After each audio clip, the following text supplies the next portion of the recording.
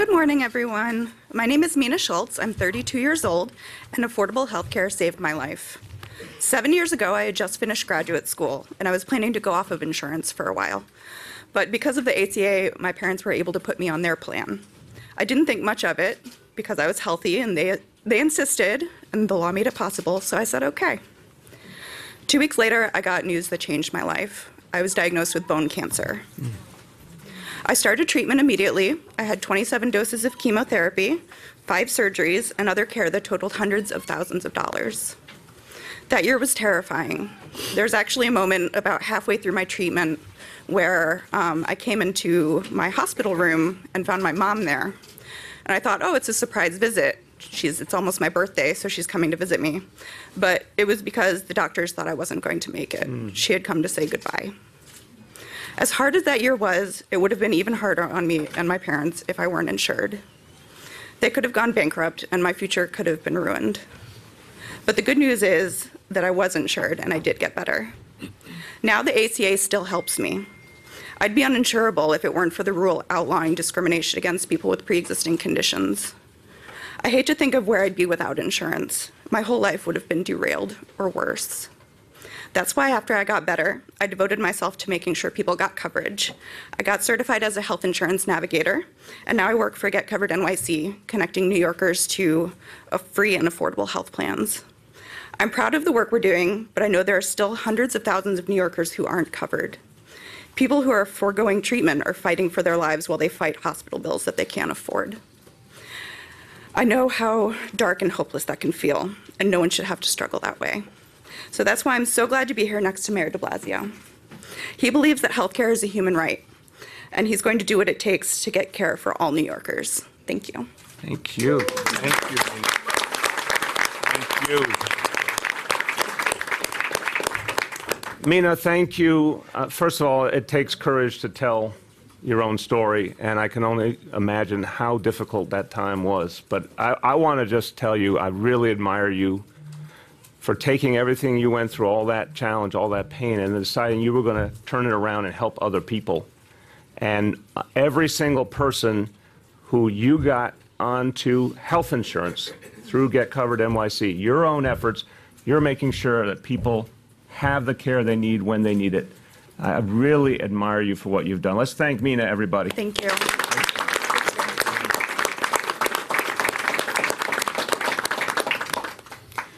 This is why we need to guarantee health care for all New Yorkers. It's as simple as that. Because no one should have to live in fear. No one should go without the health care they need. Health care is a human right. In this city, we're going to make that a reality. In this city, we're taking that ideal and putting it into practice. From this moment on in New York City, everyone is guaranteed the right to health care. Everyone.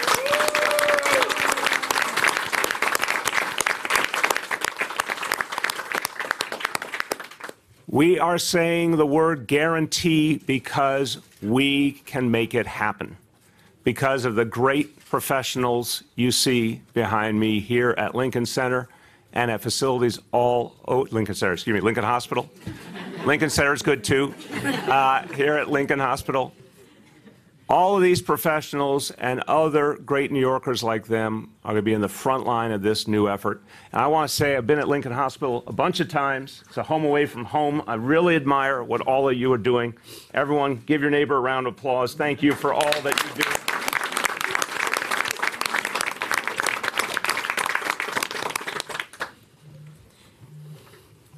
For too many New Yorkers, they live in fear. They live in fear of getting sick. They don't know where to turn. They don't know how they're going to afford health care. About 600,000 New Yorkers do not have any health care coverage at all. That's as many people as live in the entire city of Milwaukee or the entire city of Baltimore. 600,000 people with nowhere to turn except the emergency room, which is exactly the last place we want to see people go. Today, we take a huge step forward because we're telling people it's guaranteed. That's going to change people's lives, and it's going to change the way they act. Because when you know something is guaranteed, You act differently. You behave differently. You now know it's there for you. It's meant to be there for you. It's not something you have to fight for or struggle for. It's not some maze you have to complete. It's guaranteed. It will be accessible. It will be available. The idea is no one should have to wonder. And I can say, you'll hear from Shirlane in a moment, but when we were young parents in particular, we spent a lot of time trying to figure out where to get our kids what they needed. When we were older parents, we spent a lot of time trying to figure out how to get services for our children that we didn't know how to navigate. And there's lots and lots of New Yorkers who are in a much, much tougher situation than we were in. What we know is if people don't know they have a right to something, they're going to think it's not for them. They're going to think there's nowhere to turn. You know what? You know how many people in this city every single day know they're sick and they don't have a doctor they can turn to and they don't have enough money in their pocket, so they just go off to work sick and they get sicker? And it ends so often in an emergency room, a situation that could have been prevented so easily if people just knew there was a place to turn. When this plan is fully implemented, every New Yorker who needs a doctor will have an actual doctor with a name and a place. They're going to have a card that will empower them to go to that doctor whenever they need. A primary care doctor, an actual person that you can turn to, that's your doctor. And the specialty services that will make all the difference, whether it's maternity or GYN, let me do it again, GYN care, whether it is mental health care, and you'll hear from the First Lady in a moment, which has been so hard for people to access for so many years, pediatric care, you name it. The things that people need will be available to them. And this is going to be a difference maker in their lives. The message will be, go get the health care you need when you need it. Don't wait. Don't feel it's not for you. Don't feel you can't afford it. Get the health care you need when you need it. You won't end up in the emergency room. You won't end up in a hospital bed if you actually get the care you need when the disease starts, not when it's already too late. So that's what we're here to achieve.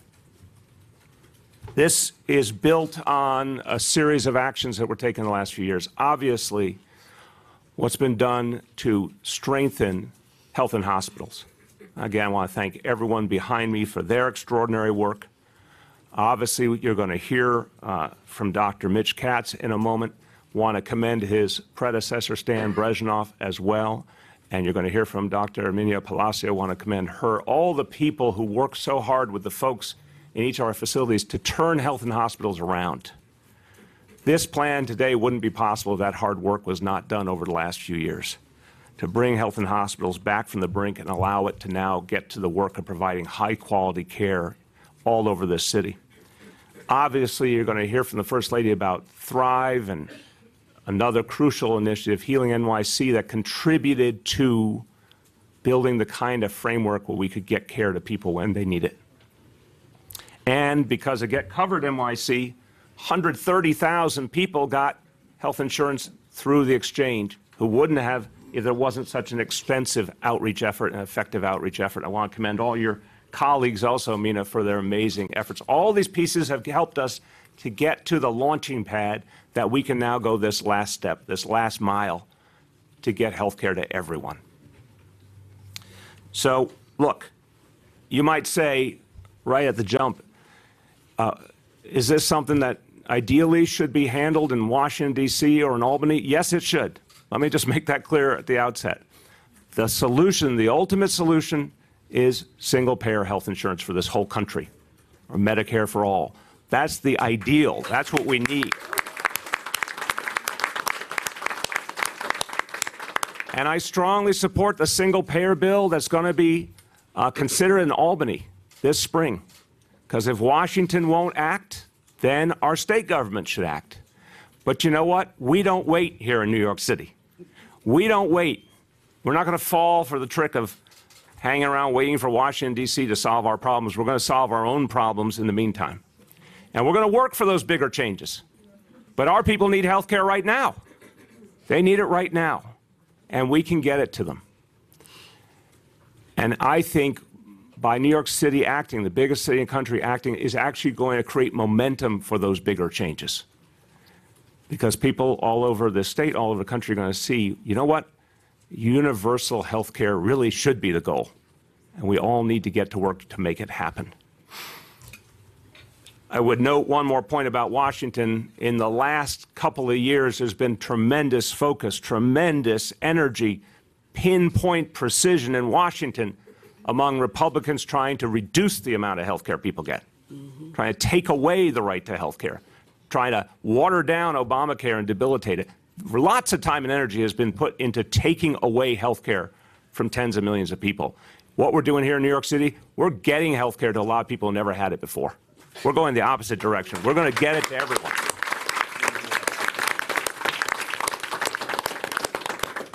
So as this discussion has ensued, and I want to thank all of the people who have been a part of it. I mentioned several of them, but I also want to thank Dr. Axiris Barbeau, our health commissioner, our commissioner for the mayor's office of immigrant affairs, Bita Mustafi, our OMB director will be with us here shortly, Melanie Hartzog, a lot of advocates who have fought for this type of idea and will be fighting in Albany and Washington, the New York State Nurses Association and Make the Road New York, and the New York Immigration Coalition, and of course Planned Parenthood at NYC. All these organizations have been fighting for health care for all. When I asked my team, what is it going to take? I said to them, here's the idea. Universal health care. Everyone gets served. Guaranteed health care for every New Yorker. What's that going to take?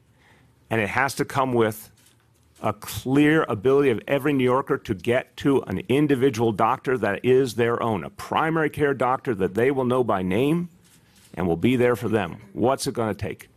And this plan, NYC Care, this plan we announced today, will achieve that goal, will achieve that vision. It has been years in the making, but we're finally ready to ensure that every single person gets served. I'll conclude by saying this.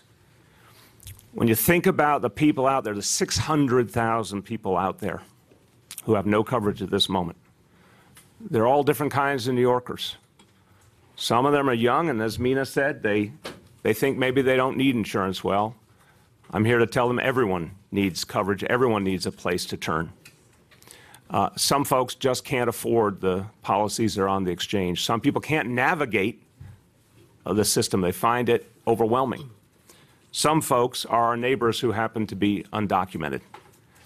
What do they all have in common? They need coverage, they need health care. And we know this is the approach. We take the public option that is Metro Plus, we build it out, we strengthen it, we get it to more and more people, and we take the strength of our public health system, and we make it easier to use, and we make it user-friendly, and we make it accessible, and we give everyone that doctor by name, and we change the whole way people get health care. NYC Care is going to make a difference. For those who can afford something, they'll pay on a sliding scale. For those who can't afford anything, care will be for free. No one will be turned away, and care will be comprehensive. That is what we believe in New York City. Those are New York City values. No one gets turned away. Everyone is respected.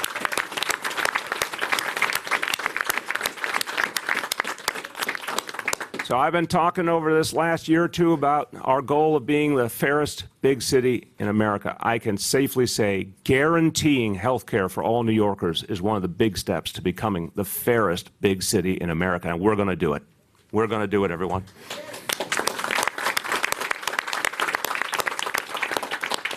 A few words in Spanish.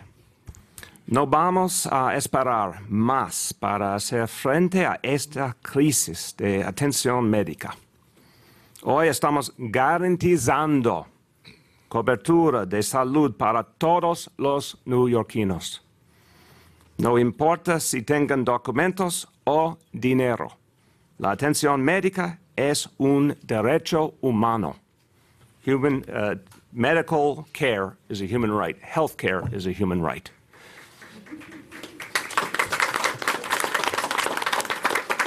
Now, the idea of being comprehensive would never work if it was just about physical health care.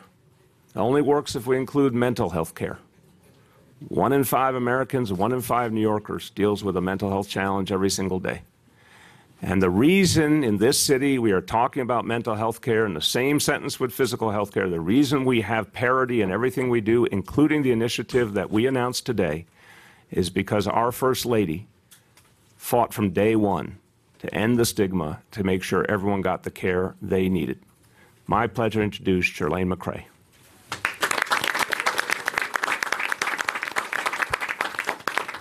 Thank you, Bill, and thank you, Mina, for sharing your powerful story. It means so much to the people that you serve that you're able to speak with them as a peer, and to share that the importance of this coverage that everyone needs. You know, my parents used to say that if you have your health, you've got everything. You know, it all begins with being healthy. And I've added to that, well, if you have your health and your mental health, then you really can go on and do anything. For more than 3 years, Thrive NYC has worked to tear down the barriers to mental health care. We've taken on stigma. We've expanded access to mental health services in our schools and our neighborhoods. We have made it easier than ever to make an appointment with a counselor or a therapist through NYC Well. But for the 600,000 New Yorkers without any kind of insurance, mental health care remains out of reach. This year, we changed that for good. Guaranteed health care means guaranteed mental health care. There is no such thing as comprehensive care without mental health and substance use services. When New Yorkers enroll in NYC Care, they will be set up with a primary care doctor who can refer them to the many behavioral health services offered by the health and hospitals. They can receive services for alcohol and other substance misuse. They can get buprenorphine treatment for opioid addiction. Psychiatric and regular therapy sessions are also included.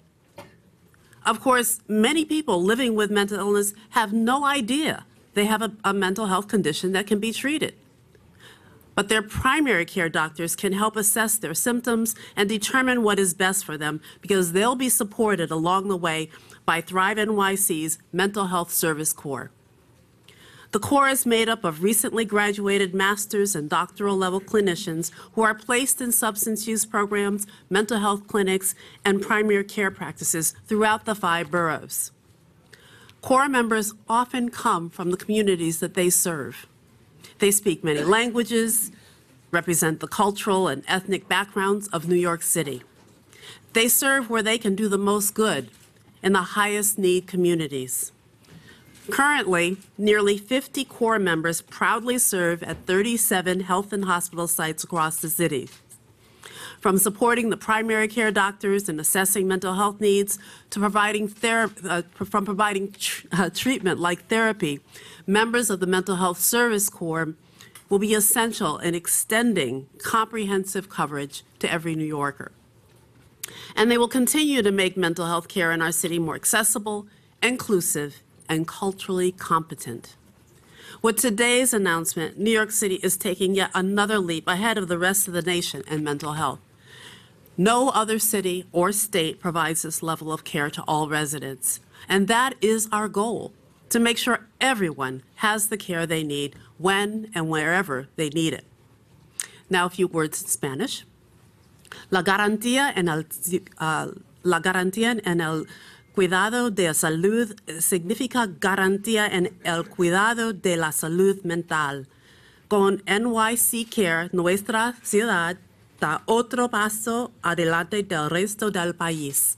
Ningún otro estado o ciudad ofrece todos estos servicios integrados de salud mental y adicciones a todos sus residentes. Thank you. Gracias. Thank you.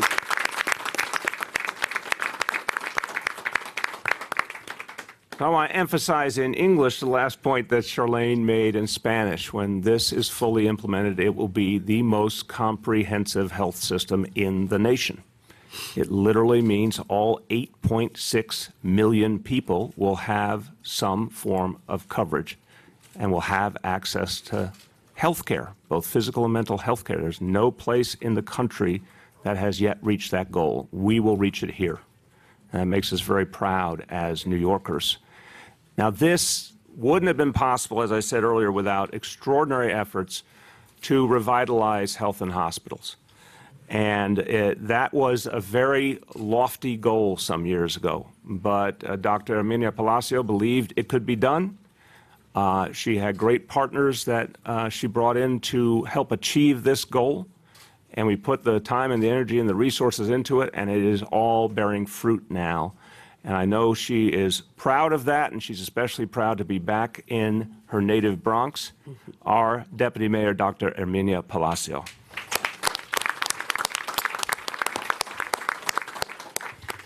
Thank you so much, Mr. Mayor, for leading this charge to make healthcare for all a reality in New York City. Thank you, Mina, for sharing your story. And I am so excited to be here, not just in the Bronx, but to be here in New York City in this administration for today's announcement of NYC Care, which is our commitment to guaranteeing healthcare for all New Yorkers. As a physician, I know how vital healthcare coverage is in facilitating the use of primary care and preventive care. We've made incredible strides already here in New York City in connecting New Yorkers to health insurance. As the mayor mentioned, nearly 8 million New Yorkers already have health insurance thanks to the Affordable Care Act. And thanks to people like Mina and initiatives like Get Covered NYC, the uninsured rate in New York City is nearly half what it was in 2013.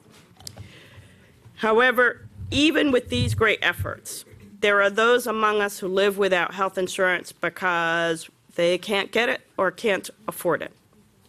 And NYC Care is here to help us keep our city healthy and to guarantee comprehensive care for all.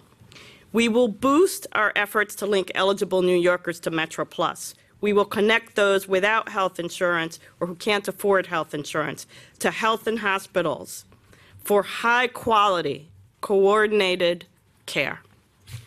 Because it's not just about having health insurance, it's knowing where you can go for care, it's feeling welcome when you get to care, it's being treated with dignity when you walk through the walls, it's being treated with in the languages that you understand, with the sensitivity of people who actually care about your well-being. It's about guaranteed care. So as Deputy Mayor for Health and Human Services, I am delighted to be here and to help make New York City the healthiest place to live. A few words in Spanish. Estoy contenta de estar aquí con ustedes hoy para anunciar nuestro compromiso para garantizar NYC Care y seguro médico para cada neoyorquino. NYC Care es la manera de mantener nuestra ciudad saludable y garantizar cuidado comprensivo para todos. Como vicealcaldesa de Salud y Servicios Humanos, me siento muy orgullosa de ser parte de una administración que está trabajando para asegurar que Nueva York sea la ciudad más saludable para vivir. Gracias. Thank you very much.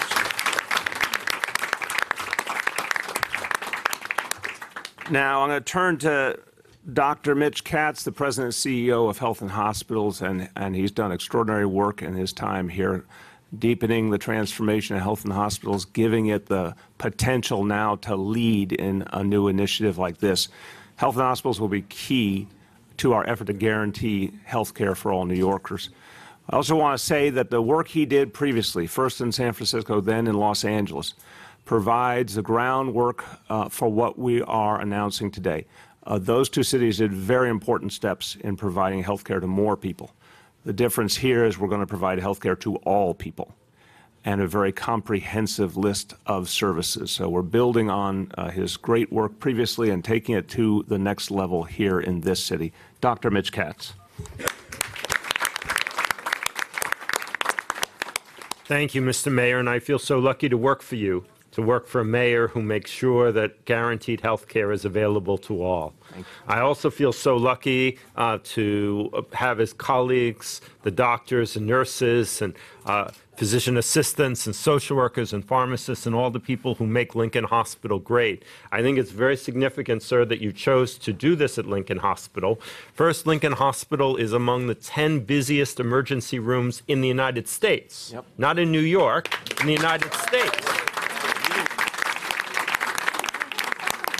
And that's because there's not enough availability and guarantee of primary care, of health care that people can get, of coverage. And you've made sure that going forward, people will now be able to have their own doctor and be able to be seen in primary care and only come to the emergency room when that's the level of care they need. The other reason I think it's so significant that you chose Lincoln Hospital is Lincoln Hospital is a place where the doctors took over the hospital. They pushed out administration. They ran the hospital. So what was their demand? Were they demanding more pay? No. Were they demanding better working conditions? No. They were demanding better services for the people who lived in the South Bronx. And they were angry at the fact that the city was not providing the services that the people here needed. Mitch, it's a beautiful analogy, but you have to tell them when it happened. A while ago? A long while ago. But now you are. It took a little while. that- I think it was the 1970s, Yes. if I remember correctly. Took a little while for the dream to come true, but now the dream it's of here. those professionals is swimming true. But it's here, and so I'm just very proud to be part of it. Thank you so much, sir. Thank you, Dr. Mitch Katz, for that inspiring yet confusing story. Thank you. All right, to our friends in the media, we are going to open up to questions on NYC Care.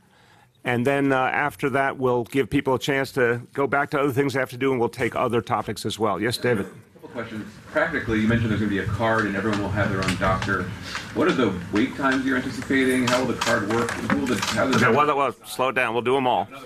We'll get to all of it, but let's start at the very beginning, the card and what it achieves, and then we'll talk about the wait. So, Armenia, Mitch, who wants to explain the vision? And again, we'll start immediately. It will be fully implemented over the next few years. Explain the vision.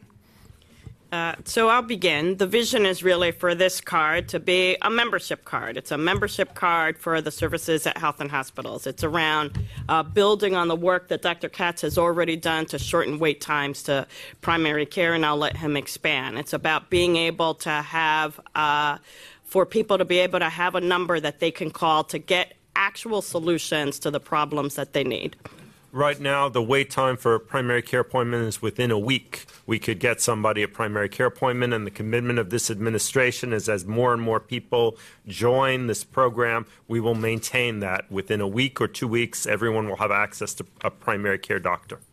I wanted to ask, the price tag that you had said an additional spending for this program is $100 million. Now, there was a pilot program that was done to try and cover just undocumented, uninsured New Yorkers, and that cost about $6 million over the course of the year, and they covered 1,300 New Yorkers. So that's a cost of about $4,500 per undocumented person, or if you expanded it to 300,000 undocumented, that'd be $1.4 billion. Yeah, fair question. Because that was a very small pilot with a whole different concept. This is about a whole guaranteed approach for all New Yorkers, and so it changes the economies of scale, and it changes the whole approach. We recognized over time that we had to find a way to get health care for everyone. And again, we saw almost two equal-sized pools of people, folks who were eligible for insurance but weren't getting it for whatever reason, and folks who were undocumented. We wanted one large solution for everyone. And we believe that this is going to be possible for several reasons, and I'll turn to my colleagues to articulate more. But for one thing, we're spending a lot of money right now, and we're not spending it the way we want to, because people go to the emergency room. And they say, yes, everyone was applauding because it is a measure of their professionalism that they can handle serving people in one of the 10 toughest emergency rooms in the nation. That's something to applaud. But everyone behind me wishes people were not getting their first care at the emergency room, right? Which is incredibly inefficient and costly. Also, a number of hospitalizations are caused because people didn't get care earlier and better. So we're talking about a vast amount of cost that we can avert if we had a system that actually universally provided care. And I think the pre-K analogy is really important here. It's one thing, we're glad we tried the pilot, but again, we realized along the way we needed a much bigger, more comprehensive solution. There's a big difference when people know maybe they'll get something versus it is guaranteed. The minute something is guaranteed, people respond to the guarantee.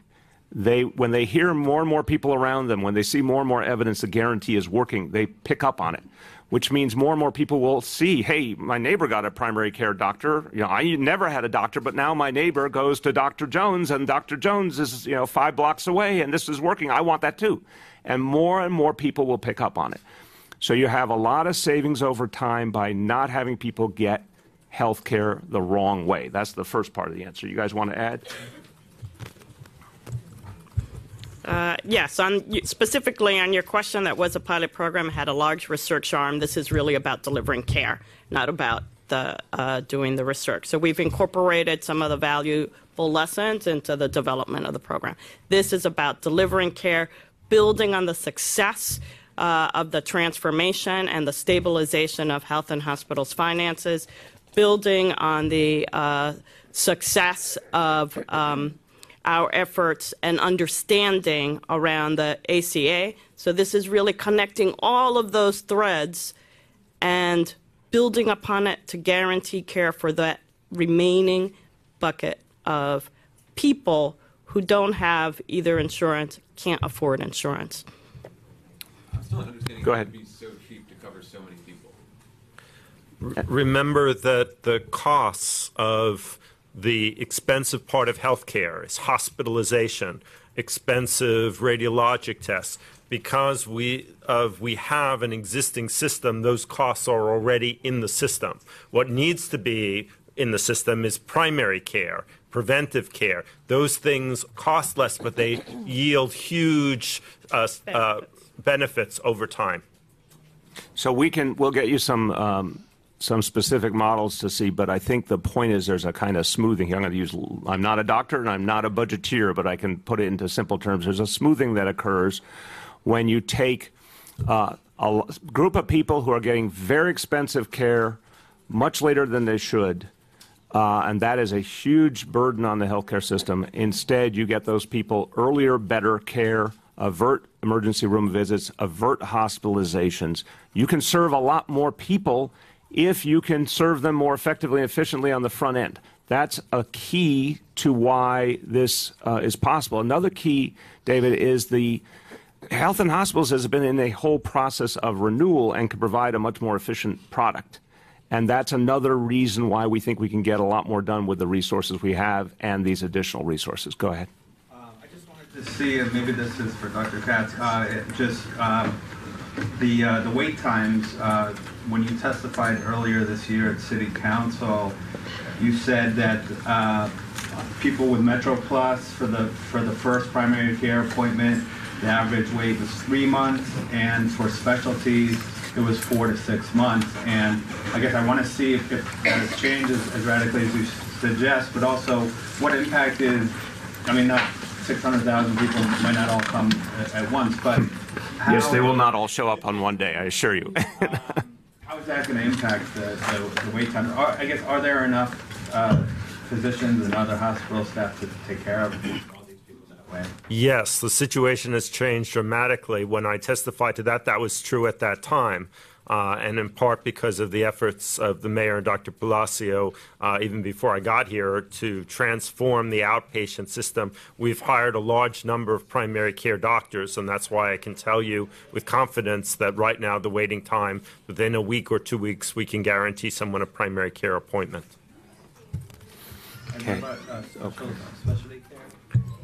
Specialty care is improved. There's more distance for that to go, but by the time people are enrolling in the summer, it will be markedly shorter. Right.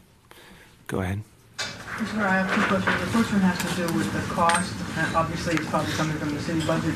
But my question is, are there any estimates to how much you'll actually save by having people have primary care physicians as opposed to going to the ER where it's exponentially more expensive? Absolutely, Marcia. So again, we'll get people some of the breakouts later in the day, but I want to give the basic point of how we're able to achieve this with an additional $100 million a year as it eventually builds out, is because there is a lot of money right now in our health system that can be used a lot better. And again, if you think about I'll try and make it use a good analogy here. If you think about an individual who goes to that primary care doctor, the doctor says, you have a problem, you need some help, you go get the help. And Mitch, you can use the example of a pap smear and describe it because you made that powerful point the other day. You get the help on a timely basis. You don't end up in a situation where you now have an advanced disease that requires a prolonged hospitalization. We all know how bad that is for people, but also how expensive that is for our healthcare system. Obviously, anytime you're seeing a primary care doctor or a specialist and you're getting your issue addressed, that's immensely better and cheaper than going to an emergency room, and a much better experience. So some of this, again, is that a lot of money is being spent right now in a very inefficient manner because, tragically, our healthcare system got built around a lot of people not being insured and the emergency room being the default place to get health care. We want to flip the script. We want to get everyone covered in one form or another. The emergency room truly should become a last resort. Would you give that example on the Absolutely. I know that if someone came to our trauma center, they would get amazing care. What I want to make sure of is that a young woman who needs a pap smear gets a pap smear in a timely way, and that's why primary care is so important. Cervical cancer is 100% a preventable disease by getting regular pap smears and getting any treatment. If undetected, cervical cancer is one of the most horrible ways to die. So we have a simple test, preventative. That's what our focus should be. And just to help point out, I don't know the answer, but I assume one of you two might. What's the percentage of women who don't get a pap smear, so that we have some frame of reference here of how many more people we would like to serve? Do you have a sense of that? We can get that to you. Okay, I think that'd be helpful. Yes. I have a Okay, follow-up go question. ahead. So my other question has to do with the politics of this. You pointedly said that it should be being done in Washington Yep. and in Albany. Yep. So I wonder, does this furnish your liberal credentials, the city's liberal credentials, and does it put pressure, at least on Albany, if not Washington, to do something like this? It puts pressure on Albany for sure for action. But the reason we're doing it is to serve the people in New York City. I mean, let's start at the beginning. If this issue had been addressed already, we wouldn't have to take this action. The discussion in our country of the need for a national health care plan began with Harry Truman in the 1940s, and we're still not there. In fact, in 2017, we took a step backwards when the Republican Congress voted to undermine Obamacare. So literally from the 1940s to today, we still don't have a universal approach to health care. That's left New York City in a really bad place where hundreds of thousands of people don't have anywhere to turn. We wanted to solve that problem for our people. But there's no question that also puts pressure on Albany to act. And one day it might contribute to putting pressure on Washington to act as well, to see that it can be done and it needs to be done. So there's no politics here? There's the politics of the fact that we have a system that's broken in our nation and has to be addressed, and we in this city are doing something about it, and other cities have to take matters in their own hands as well. That's a political reality. The reason we're doing this is to help people. I hope it has the effect of creating real momentum for change in Albany and Washington. Mr. Mayor, with New York City taking the lead in coverage for all, including undocumented, is it possible then New York City becomes a magnet for people who have some illness that they want to get treated and come here for it? It's a very fair question, Rich, but we've seen other situations where this city is a very compassionate city. It has been for generations, but we have not seen evidence of that with other things that we do, honestly. I mean, I've asked this question very systematically of my team on other fronts. We don't see that. This is going to benefit the people who are here and part of our community now. In the end, I think this is also part of coming to grips with the fact for our city, but even more so for our nation. Hundreds of thousands of people here who are part of our community, part of our workforce, our neighbors. We have to recognize that ignoring that reality isn't getting us anywhere. In the country, it's 11 or 12 million people. And if they're sick all the time, do we think that's moral? Do we think that's healthy? Do we think that's smart? No, they need care too. We want them to be healthy for themselves, for their kids, in their workplace, for everyone. So I think this is very practical in the end, while simultaneously, based on a set of values that we hold in this city. If everyone knows they can get health care, people will actually go and get it. But up to now, people have thought, I don't know how to get that. It's not for me. It's too expensive. It's too difficult. And they don't get it, and they put it off, including our young people. And one of the things we saw in the research was striking. A lot of young people, as I said, some of them you would call working class, some of them you might even call middle class, delay getting insurance at their own peril. We want to make it really easy for them, too, to get insurance, and that's better for everyone. Go ahead, Grace. Question about the cost of this, because there's a sliding scale, is that right? And so who gets insurance for free and who is going to have to pay, and how is that determined? So again, what we'll do in this session is give you the top lines. More detail will come out in the course of the day. We've been joined by our budget director, Melanie Hartzog. So between Melanie, Armenia, Mitch, who wants to describe the basics of the sliding scale concept? Sliding scale will be for all of the services. It will slide to zero for people who don't have resources. For people who have the ability to pay, we'll be expecting that people pay what they can. How do you determine, this has come up in the Fair Fares program. How do you determine sort of what someone's income is, what they can pay? It seems fairly complicated. The big difference to begin, this is literally universal. So we're first getting people health care. I want to make sure that's really, really clear. Unlike the stereotype of old of before we deal with your profuse bleeding, you fill out these forms. Oh, wait, you don't have an insurance card? See ya. No. First, we're getting you your health care. Then we're working out the finances. But go ahead on how sliding scales generally work. So we have some experience to build on, right? So we have Metro Plus, which already operates at a sliding scale. Health and Hospitals has lots of experience operating on a sliding scale. So we have the experience to build on to know how to assess. Gloria. Just to follow up on that question, especially specifically with the question of this being accessible to undocumented immigrants who might have trouble providing proof of income or showing how much money they're earning to determine the sliding scale. So how do you determine that? And then I have a follow-up question regarding... Let's just do that first, and then we'll come to it. Go ahead. It's a great question.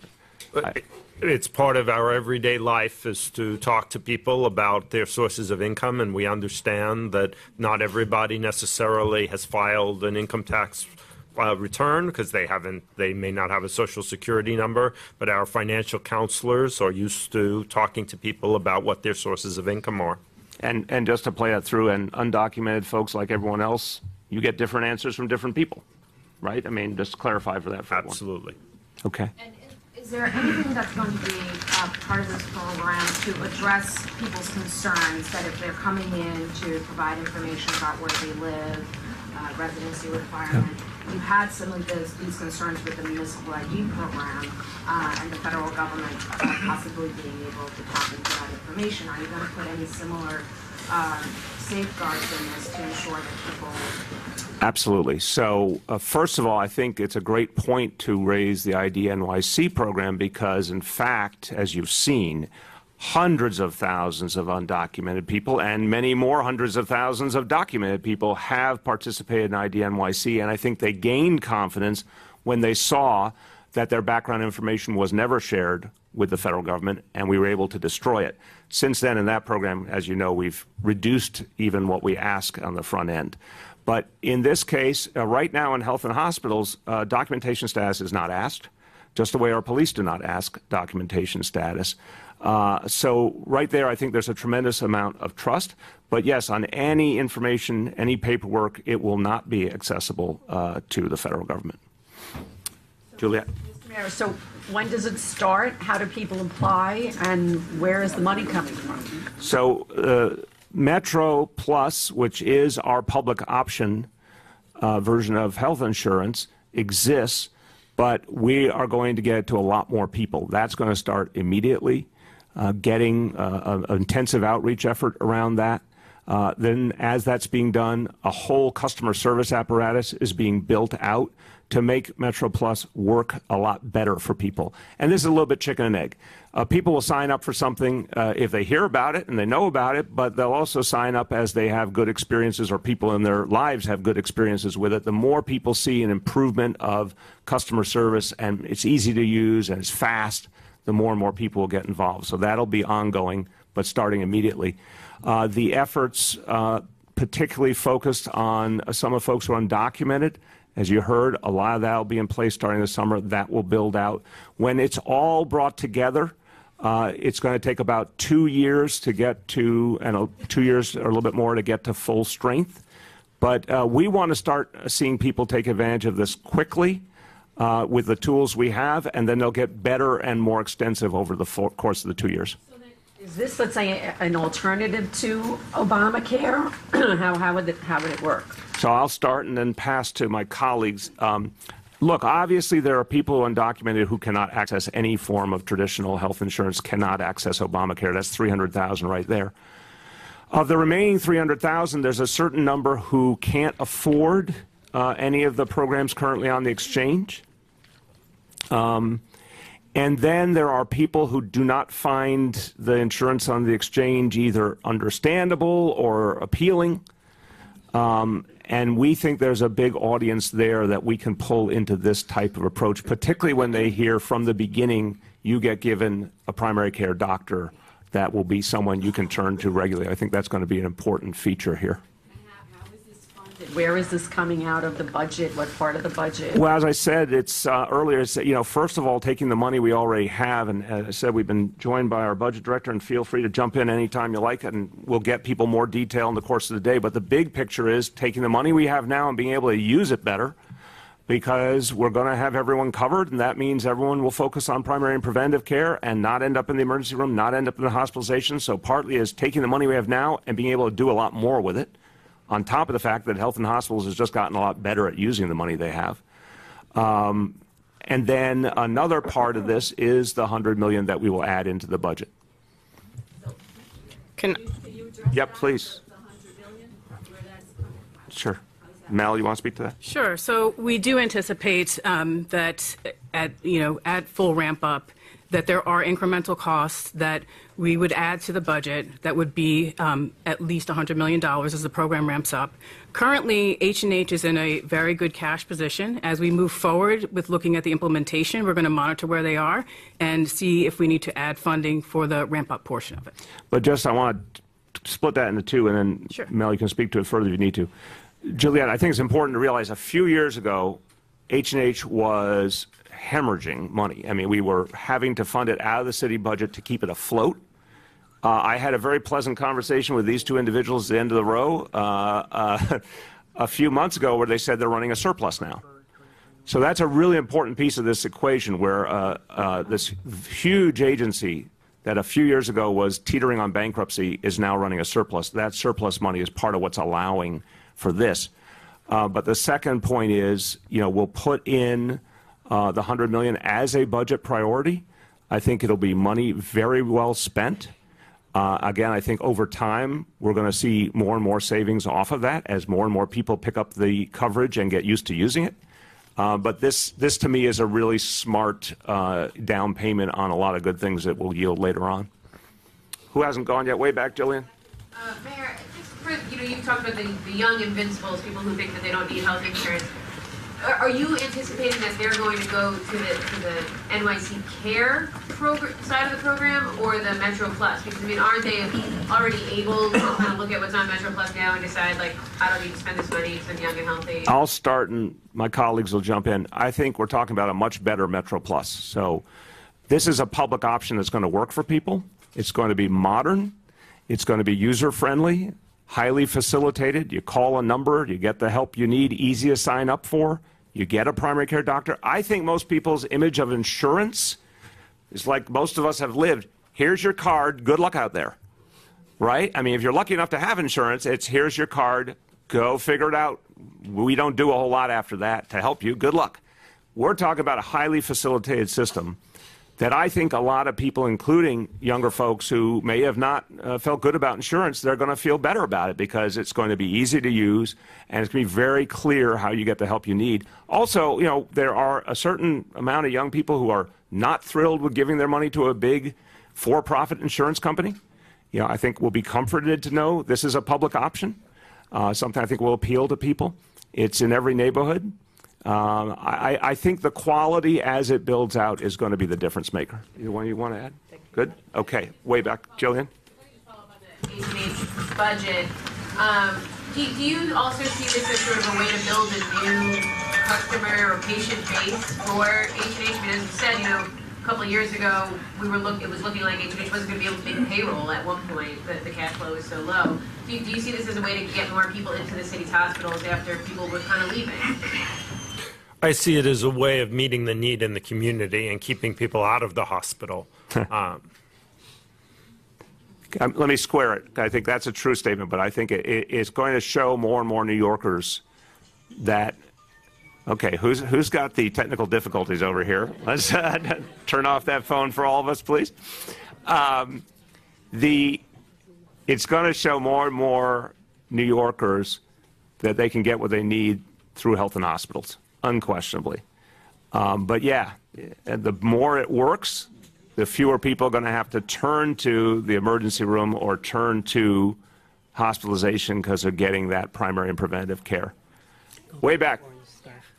So is NYC Care considered the big...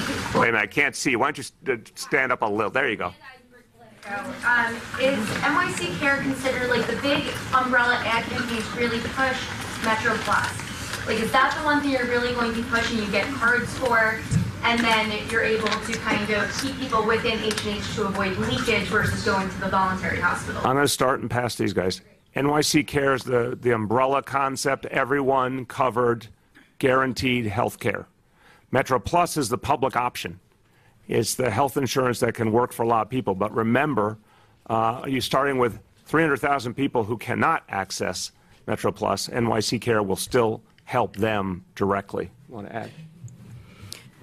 Yes, so this is, as you say, both. But NYC Care, for those people who are uninsured, is about also making sure that they have a care system, a delivery system that is user-friendly, that is easy, that is accessible, that is quality, that is the care that people deserve, even when they don't have insurance.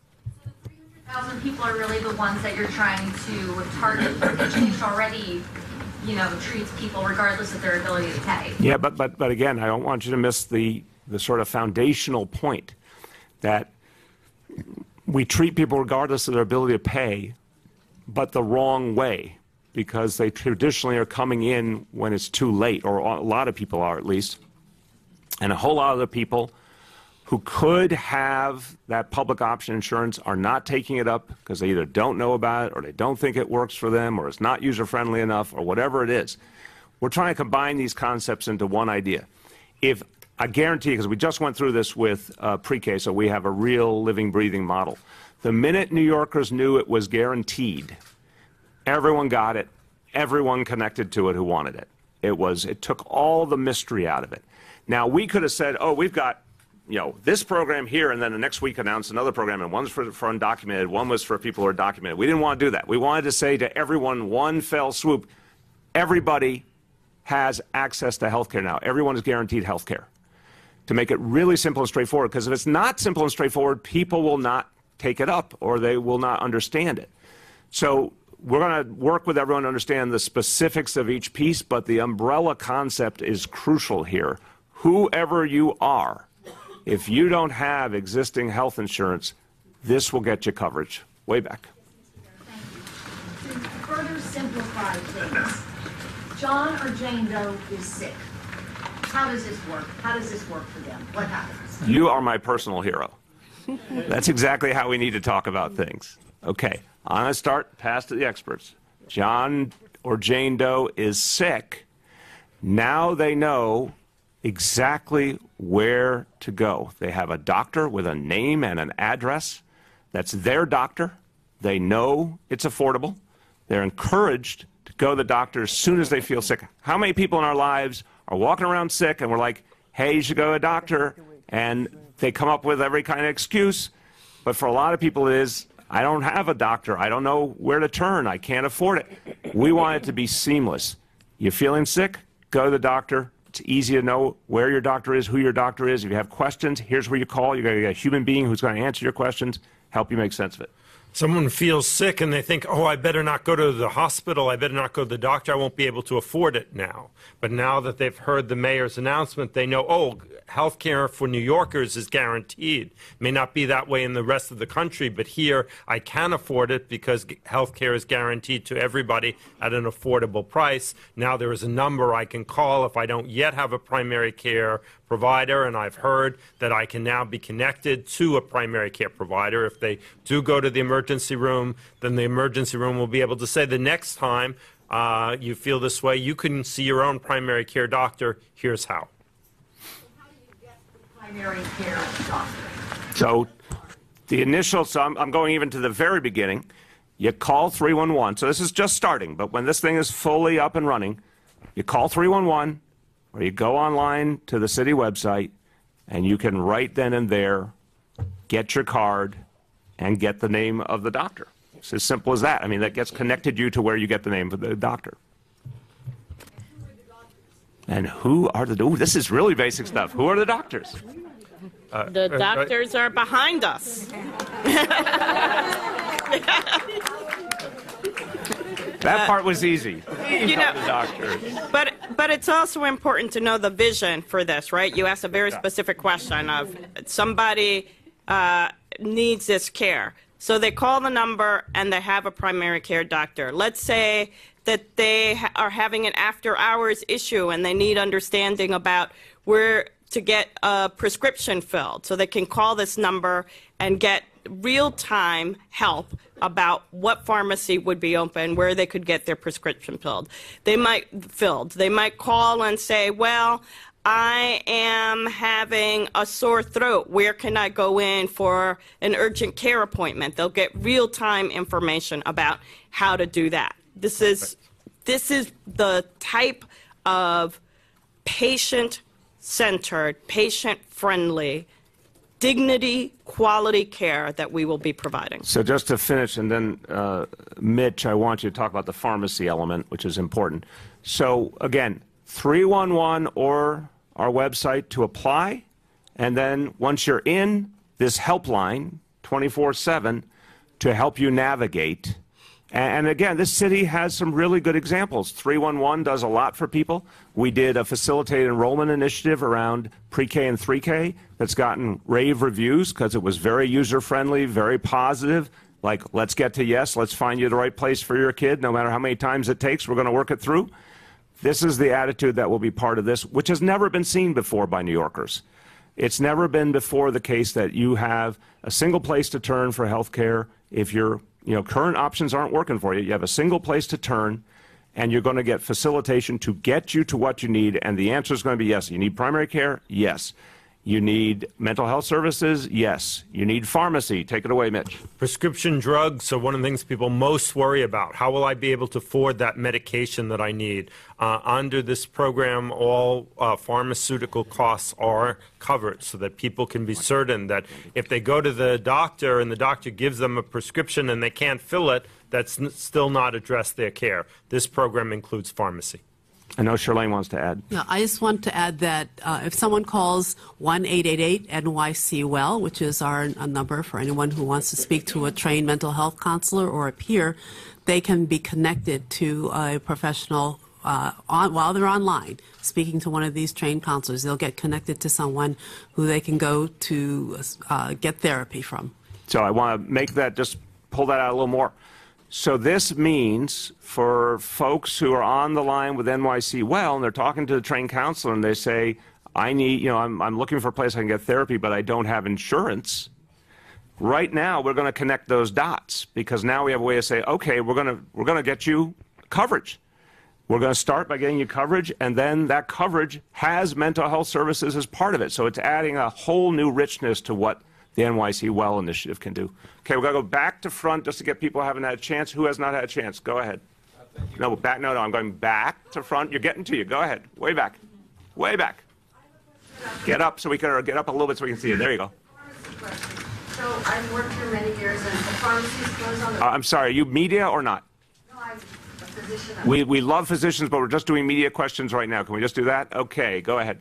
I don't mean to be pushy, but can people call right away to 311 and start enrolling, or will there be an eventual 800 number like the other that we have with NYC Thrive? Is that being worked on? And the other question is... Wait, stay on the first one. A pushy New Yorker? What? I've never seen such a thing. So, you should have said, I don't mean to be normal, but, so,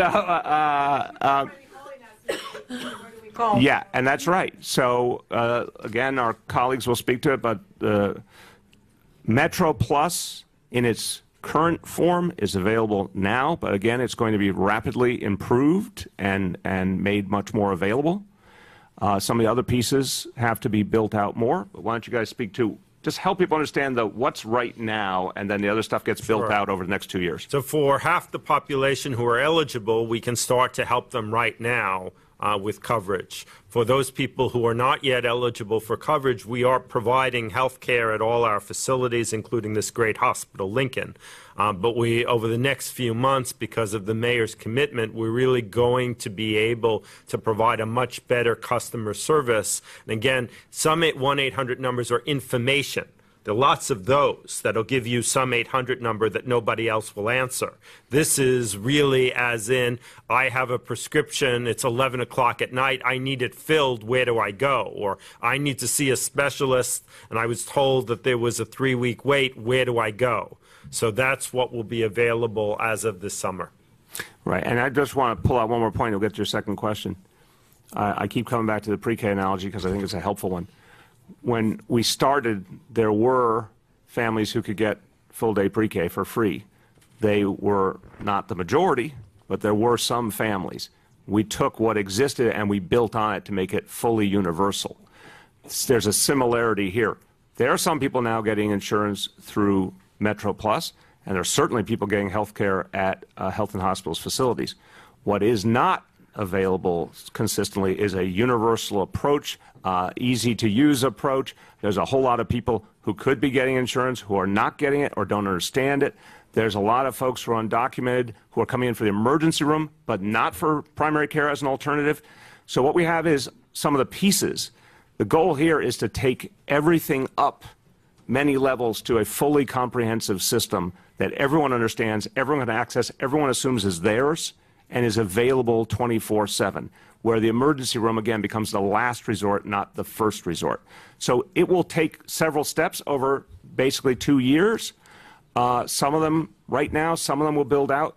But the difference in terms of being able to feel it and explain it to your viewers, the difference is right now we've got something very disjointed that honestly for 600,000 people means they get either no care or limited care. We want to get those 600,000 people consistent care whenever they need it. That's the difference. What's your next question? Yeah, so just 311, then I'll refer them there, and NYC Care will be their magic words, because some of them don't speak, English, as you know. Well, 311 is multilingual, obviously, but yeah. As to NYC Care and the health part, and they'll be able to be assisted, right? Right, well, over time. But again, I think the first point is for folks who might qualify for insurance, they should say, I'm trying to find health insurance, and that'll connect them to get covered. And anyone who might qualify, that's the way to go. For someone who might be undocumented, this is still not fully up and running, obviously. If they have an immediate need, they would go to health and hospitals for the kind of services that exist now. Want to add? Yeah, no, that's all I was going to. So if they call 311 and they require a medical care, they can get connected, and they don't have insurance, 311 can connect them to health and hospitals. Okay, I'm going to go to the middle because you've been waiting so patiently. Then we'll go back. Go ahead. Very kind. Thank you, Mayor. And look, inevitably there's going to be criticism. What? No one braced me for this. This one from Nicole Maliatakis. Our citizens have a hard enough time covering their own health care costs, and now Mayor de Blasio also wants them to pay for health care for 300,000 citizens of other countries. The mayor must stop abusing the middle class and treating us like his personal ATM. Can you just respond specifically generally to the criticism? I am shocked to hear a criticism coming from that quarter. First of all, can we talk about common humanity for a moment? 300,000 human beings who don't have a place to turn for the kind of health care they need and deserve. That's not in any of our interests. They're our neighbors. They work right next to us wherever we work. They help to keep the city going. And it's true of the whole country. So I just refuse the notion that these folks don't deserve health care. And I refuse the fiction that they have some other place to turn for it that's so wonderful and easy. Like, let's deal with the real world.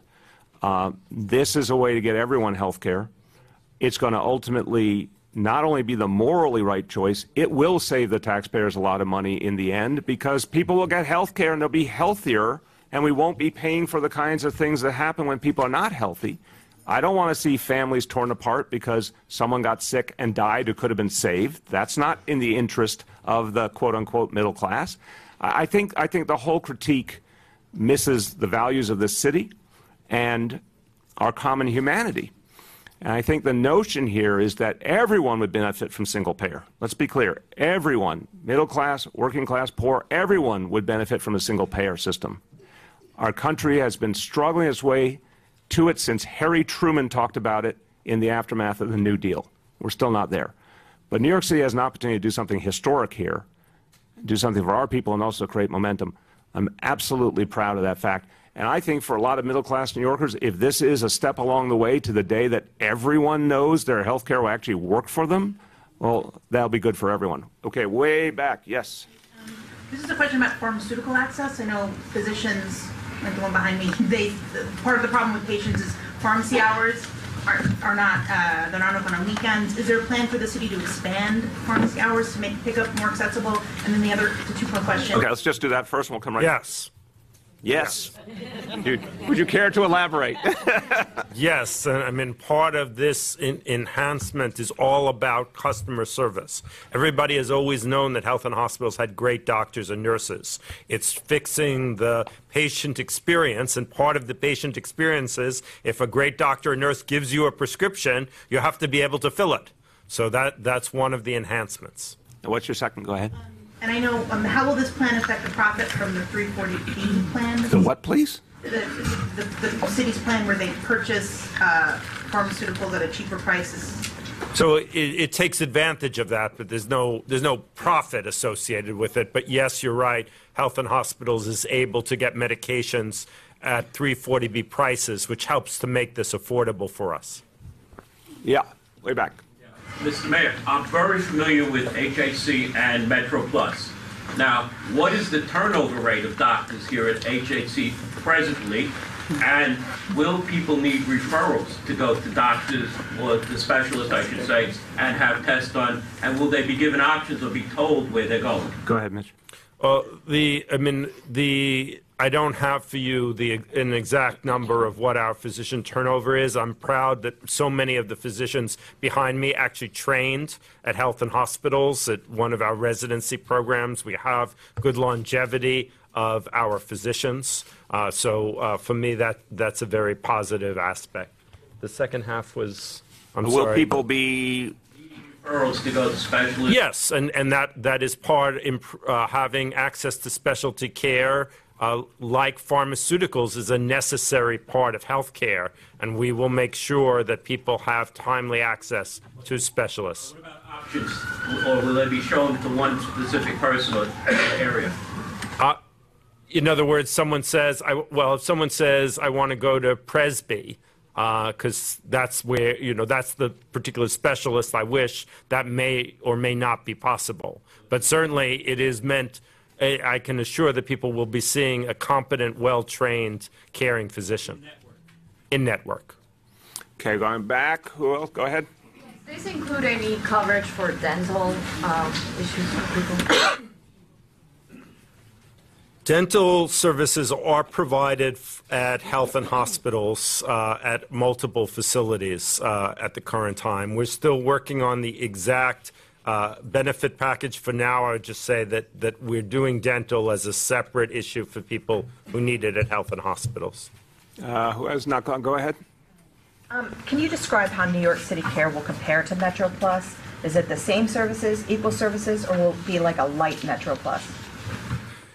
In terms of quality of care, it will not be light, it will be equal. What is different is that because MetroPlus is insurance, it would cover somebody who got sick in Ohio, as insurance needs to.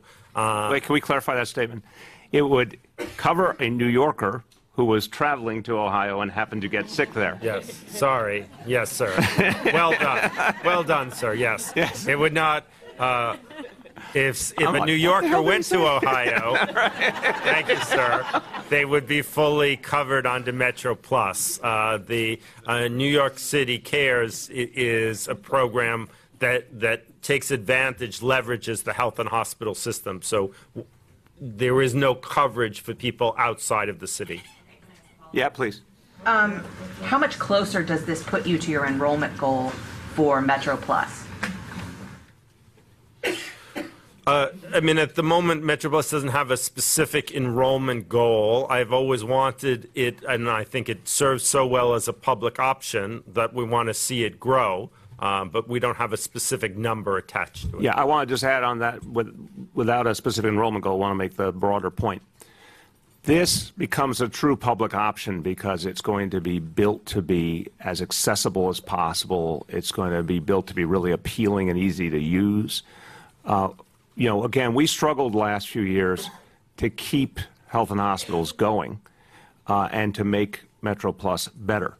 That evolution has happened very rapidly, and it's a good news story. And now we're in a position to really make this a full-blown public option that a lot of people can and will want to use. So I think it's clear there's 300,000 people worth of potential, you know, growth to it. Is every single one of them going to take it? No, but a lot of them will. Who has not had a question yet, please? Just one in the interest of, don't try that, Jillian. That was, who has not? I think everyone has. Okay, we'll go back around now. We'll go from the front to back. Go ahead, David. Media question? Media questions? I'm a member of, yeah, I represent, this is the Bronx. We love the Bronx. Go ahead. We know that the New York Health Act will cover everyone in the same way. You mean the Godfrey bill, the single-payer bill? Yes. Yep. So I view what you're saying as a stopgap until the New York Health Act is passed, because everyone knows that a public option is a boon to insurance companies. They love it. Schumer supports it. But we need guaranteed health care equally for Okay, I get you're making a little bit of a speech, and I'm going to just respond to the underlying question. As I said earlier, I 100% believe in single payer. The ideal single payer would be national. Single payer, one form or another. Medicare for all is obviously an example. Obviously, if you can't get national, I would love to see the state legislature pass single payer in this session. But we are not convinced they're going to do it. I'm going to fight for it, and I'd like to see them do it. This is a way of getting people health care here and now, regardless of what happens at the state level or at the federal level. Okay, David.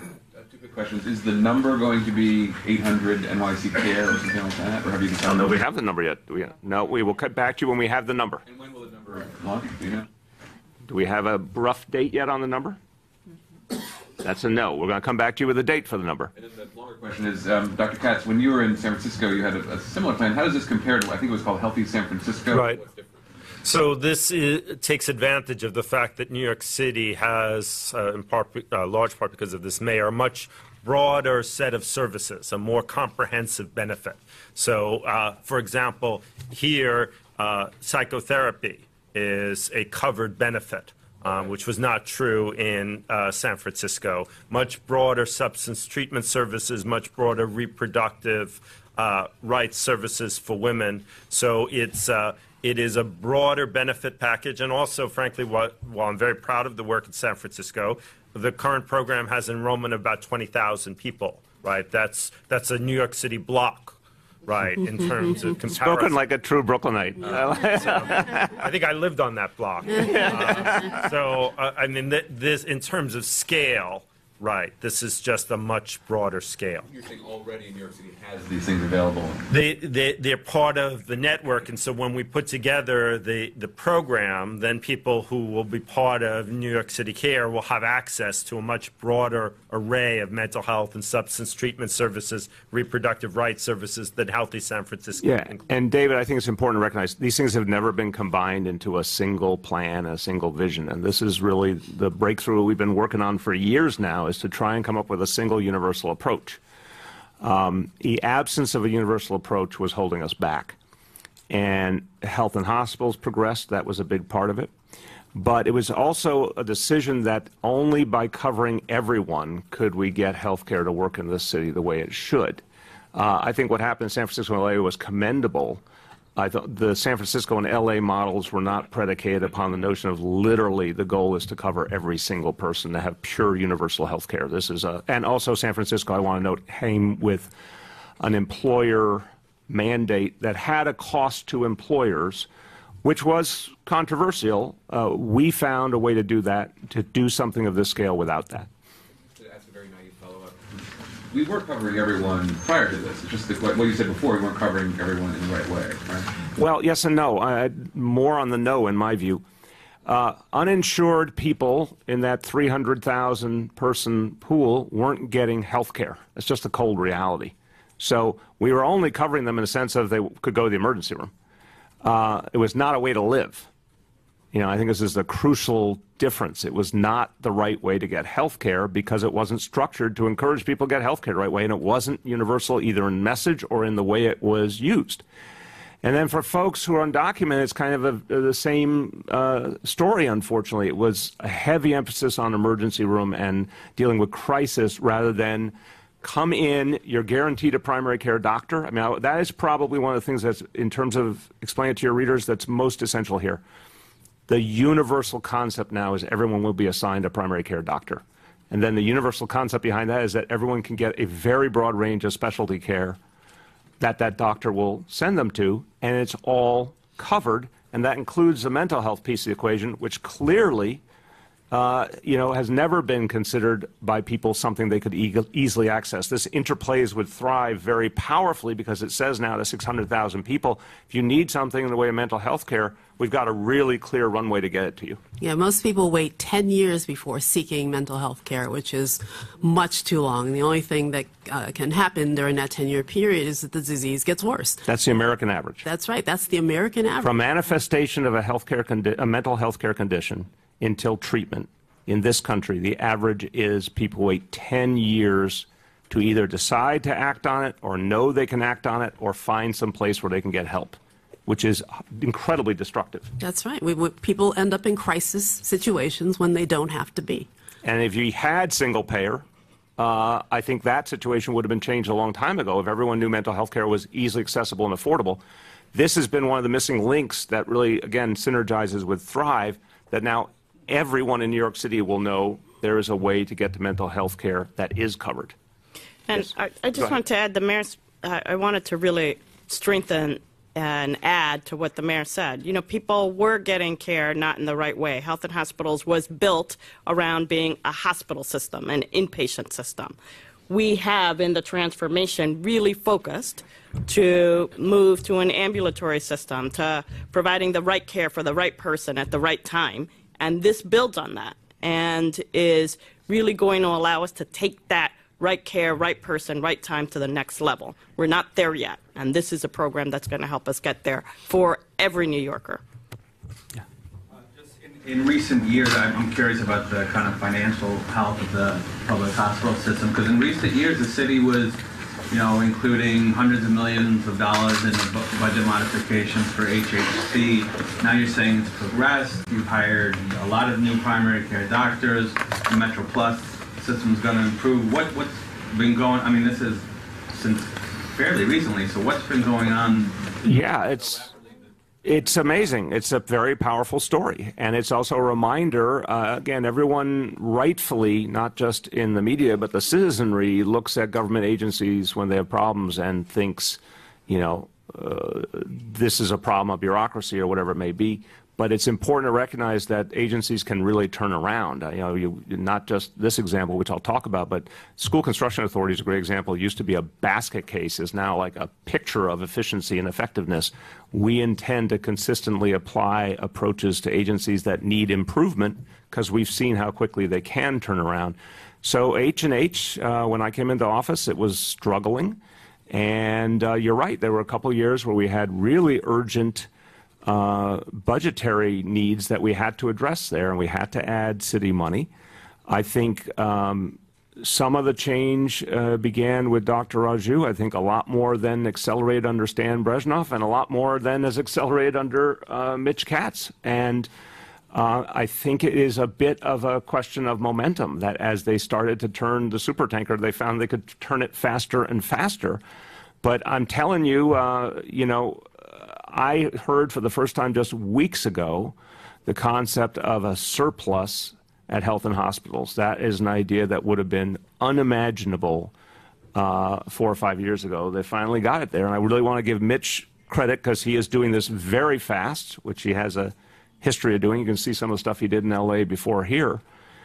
It's opened up a world of possibilities. So that was one of the missing links in trying to get to universal health care, is that we needed H&H to be a lot stronger, and now it's on that path. Marcia. I'm sorry, I have 2 procedural questions. Number one, if somebody gets sick, how long will they have to wait, feel sick? How long will they have to wait for an appointment? Because if you feel sick and you have to wait the 1 or 2 weeks for an appointment with Dr. Katz, then you're probably going to go to the ER anyway, so how do you speed that up so that they don't go to the ER? Absolutely. Great question. The goal, of course, I'll pass to Dr. Katz, the goal is to get people to care as quickly as possible. And remember, once they've established a relationship with that primary care doctor, they're going to go straight to them. They're going to be able to turn to the doctor without having to go through any intermediary. But we need people to be able to get the care as quickly as possible. We're starting with that kind of timeline. By the way, for a lot of people, I can say from my own experience with primary care doctors, you don't always get to see them the exact same day. There's often a bit of wait, but our goal is to make that as quick as possible. If you were a patient at Gouverneur, which is where I work as a primary care doctor, you would be able to be seen today or tomorrow if you were an established patient. So, which is part of why we want people to be established, and then we set aside a certain number of appointments. If you needed urgent care, Lincoln Hospital is one of our 2 hospitals going forward with an urgent care system, so you don't have to wait the long time. But that's not an emergency room. Very important. Right. That's care without the cost and complications of going to the emergency room. Well said, sir. You've trained me well. My second question has to do with the 70 clinics that you say that are going to be available. Is there a build out here that these exist? Or do you have to build them out, and will you be building them out starting in the Bronx and going to the other boroughs? Like, how does this work? Right. And so we have a wonderful system now, but again, it's being changed. The introduction of urgent care here in Elmhurst is an evolution for health and hospitals. Again, a few years ago, the notion of health and hospitals having its own urgent care capacity would have been ludicrous, honestly. It was like emergency room. And now they're creating whole new things that are going to make it, I think, a lot more appealing and usable for people. So this existing facilities, we did open one recently in, hold on, let me finish, and then you're going to get your answer. We just opened a new facility in Staten Island as part of our build-out plan for clinics in general. But Mitch, to the question of how you're going to use the facilities to achieve this plan and how quickly people are going to be able to access it. The 70, clinics, the 70 clinics are currently available, but we are opening new facilities. The mayor mentioned the one he did, the ribbon cutting in Staten Island. There are 3 new ones that we're planning on opening up in the next year. But the 70 are already open, and we have both. If you want a primary care doctor, we can get you that within the next week or 2. If you're an established person, we can get you seen today or tomorrow. If you don't yet have someone and you need to be seen right away, then we would send you to one of our urgent care centers so that you wouldn't need the emergency department. Okay, Gloria. You say that you're looking at a surplus that we should be interested in? We have a surplus. I'm trying to remember when the last reported surplus was. I think just to state it clearly, H&H is in a very good cash position. I believe a reporter who mentioned prior years there was a lot of difficulties and the city was adding a considerable amount of subsidy money. their position right now, thanks to the work, as the mayor said, of both Mitch and Stan and others, we now are in a very good cash position. So, and that's two pieces to it. One is the efforts that have been taken to really right-size on the expense side, looking at efficiencies, and the other has to do with a lot of revenue generation, better billing. We've invested a lot in revenue cycle management, capital improvements to really enhance billing, and those initiatives that are part of the transformation plan are now coming to fruition. Okay, Grace? Right now, if you're an undocumented immigrant in New York or you don't have health insurance, you can walk into a public hospital and get care. Can you not get access to a primary care physician right now? So it's a combination of so you can definitely walk into any emergency room, you can go to a clinic, but what is missing is the good customer service to make sure that you get a available appointment. And just like any insurance system, for example, you might go to a particular doctor's office and they say, I'm full. And then you would call your insurance company and they'd say, oh, but we have another clinic that's available right near where you live or work. That's what we're missing, and what the mayor is providing is that now you'll be able to call that number. So if the first place you went, that doctor, because she's wonderful, her panel is full, you get directed to someplace where you can get a doctor within a week. But everyone is guaranteed. Like currently, the mission of H&H, right, the hospital system, is to provide health care to all. Grace, of course, the goal is always to be available to people. Here's the reality. 600,000 people who do not have coverage and are not getting the health care they need. I mean, this is just fact. 600,000 people who go to the emergency room instead of the primary doctor, or put off care, or don't have access to specialists. In some cases, I agree with you. If they get to the emergency room, it might eventually lead them to those things. We don't want it to be a hit or miss. We don't want people to feel they have to go to an emergency room to access. We want to actually get the horse before the cart here and create a clear universal coverage system. Everyone knows, and think about in your own life. If you thought the only way you would get care was to go to the emergency room, first of all, that's not a great experience. People don't want to go to the emergency room, so it becomes like a perverse disincentive to get the care you need. It's inconvenient. You wait long, long periods of time. That's not what we're looking for. We're looking for getting it right the first time. You get signed up. You have coverage for a whole range of things. You get a primary care doctor, a real person with a real name and a real address. You get care on a regular basis. Emergency room becomes the last resort. We're talking, over 500,000 people for whom, unfortunately, that picture I painted is not the reality right now. They could be living a lot better life if they knew they had coverage and they could depend on it. Let's just do a couple more, and then we're going to go to other topics. Jill, so I got 2 in the back, 2 in the front, and we're done. Go ahead. How's this program going to work on Staten Island, which is the only borough that does not have a public hospital? Obviously, we have Vanderbilt Clinic now as a beginning, but any other things we want to say? I mean, the Metro Plus works everywhere, so that's half the people.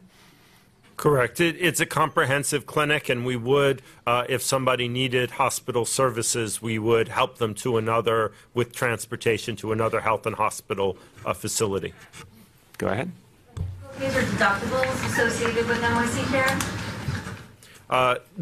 There are under the Metro Plus, there are copays, as there are with most insurance products, that can range from $0 to $30. We are still working on the details for New York City Cares, but it is certainly all sliding scale based on people's ability to pay. David. Just 2 quick questions. How much of the $100 million additional spending is going to be for setting up this hotline, essentially? And there's about 100 some odd people who work at NYC Well. That has a certain cost associated with it. I assume you need more people to work this hotline, because it would be for a lot more people potentially, and have more direct and frequent contact. No. I think the $100 million covers a number of different costs: doctors, additional doctors, nurses, and customer support services built in. And I think how that plays out as we work with Mitch around the ramp up, we'll have to get back to you on that. Right. This is a projection that's a couple years off when we get to that spending level. So we're going to start at a more modest level. But to make the point, David, it is a combination of the direct service personnel and the whole mechanism for getting people connected to the care and making it user-friendly. Surplus question about the health and hospitals. In December, IBO said that in the November plan for the city, there's a $156 million shortfall, and it was projected to be $1.8 billion by 2022. Has something changed in the last month? So we're about to do the preliminary budget. Let's agree that we won't jump ahead. Hold on over there. Mel, I want you to hear this. So we're about to do the preliminary budget very, very soon. We can give later today initial answer, but I want to be very careful about the fact that the preliminary budget is where we're going to give the formal assessment of where this agency and every other agency stands. But I will just say and follow up front, I mean, the IBO and other monitors put out their own assessment of what our risk is, and I stand by our position, which is that H&H is in a very good cash position, that in fact, as part of when we rolled out the transformation plan, they are on target in achieving all of their goals within that. And so I think, that is the IBO's assessment, not ours. Well said. Okay, last call. I wanted to ask about the people who don't have insurance who are likely eligible for it. Is there the possibility here that the city is going to steer them toward a city-funded option, even though they would be eligible for a federal? No, I mean, Get Covered NYC has been aggressively moving people to the exchange. I think the number is, someone help me, 130,000 people in 2 years, basically? Yes. Nod vigorously, okay. And thank you again to you and your colleagues, 130,000 New Yorkers have been signed up through the exchange, through the efforts of Get Covered NYC, and that's a whole range of different insurance products, obviously. It's this last 300,000 that haven't been moving much that we have to approach in a different way. So if someone, if someone says, oh, I want to go on the exchange, if we're reaching out to them and trying to engage them, they say, I want to go on the exchange, great, we would love that. It is, however, we see a gap. There's a group of people who are not choosing insurance. That's one problem. Again, a lot of that tends to be younger folks, but not exclusively. There's a group of people who can't afford the exchange. But there's a gap there. And, we're New Yorkers, so I say 300,000 people, and it's like ho-hum. Anywhere else, that would be the whole city, right? So, I mean, that's a lot of people that so far the exchange is not giving them the answer they need, and we've got to find something that breaks through, because we don't want anyone to go around without coverage. Okay, we're going to go to other, Rich, last word, and then we'll switch over to other topics. How big is the projected pool of primary physicians that you're going to need to run this? Excellent question. And are they all HHC employees? So a primary care doctor can handle generally in industry about 1,500 individual patients. So as the program ramps up, on new people join the system, we would follow that ratio. Okay, we're going to just turn over for a moment because these folks have lots of important stuff to do. So just going to take a moment. We'll go to off topic in a moment.